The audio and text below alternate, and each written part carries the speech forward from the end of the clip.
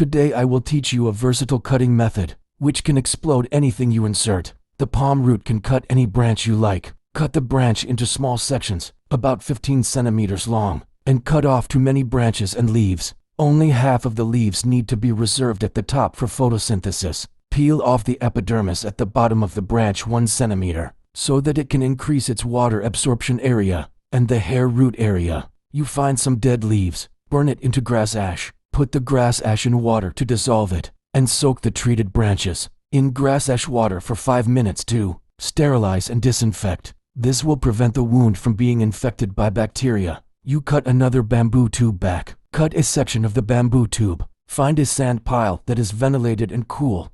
Insert the bamboo tube. Pour clean river sand into the bamboo tube. Insert the treated branches into the sand and water it once.